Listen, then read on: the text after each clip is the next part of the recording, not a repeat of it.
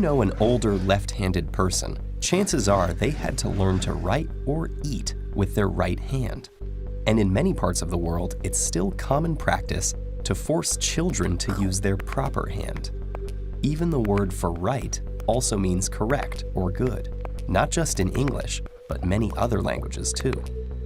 But if being left-handed is so wrong, then why does it happen in the first place? Today, about 1/10 of the world's population are left-handed.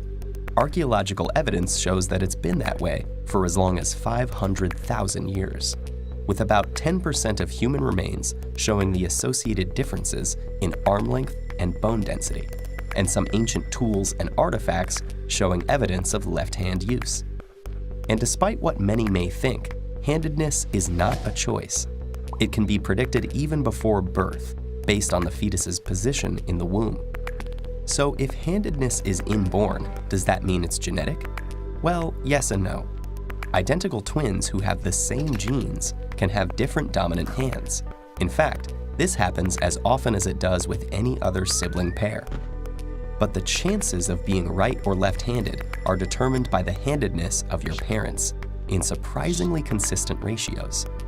If your father was left-handed but your mother was right-handed, you have a 17% chance of being born left-handed, while two righties will have a left-handed child only 10% of the time. Handedness seems to be determined by a roll of the dice, but the odds are set by your genes. All of this implies there's a reason that evolution has produced this small proportion of lefties and maintained it over the course of millennia.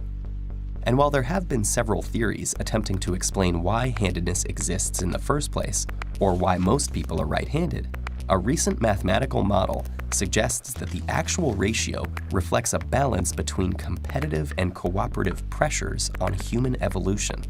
The benefits of being left-handed are clearest in activities involving an opponent, like combat or competitive sports. For example, about 50% of top hitters in baseball have been left-handed.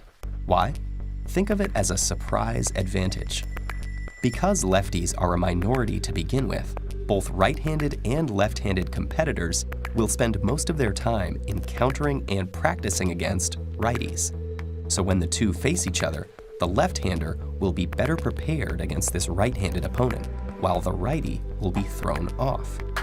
This fighting hypothesis, where an imbalance in the population results in an advantage for left-handed fighters or athletes, is an example of negative frequency-dependent selection.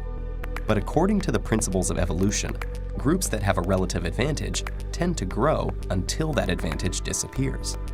If people were only fighting and competing throughout human evolution, natural selection would lead to more lefties being the ones that made it, until there were so many of them that it was no longer a rare asset. So in a purely competitive world, 50% of the population would be left-handed. But human evolution has been shaped by cooperation as well as competition, and cooperative pressure pushes handedness distribution in the opposite direction. In golf, where performance doesn't depend on the opponent, only 4% of top players are left-handed, an example of the wider phenomenon of tool sharing.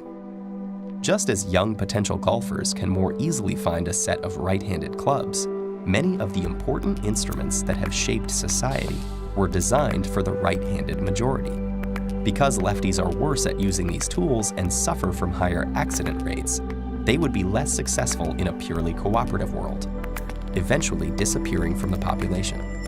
So by correctly predicting the distribution of left-handed people in the general population, as well as matching data from various sports, the model indicates that the persistence of lefties as a small but stable minority reflects an equilibrium that comes from competitive and cooperative effects playing out simultaneously over time. And the most intriguing thing is what the numbers can tell us about various populations, from the skewed distribution of pawedness in cooperative animals to the slightly larger percentage of lefties in competitive hunter-gatherer societies. We may even find that the answers to some puzzles of early human evolution are already in our hands.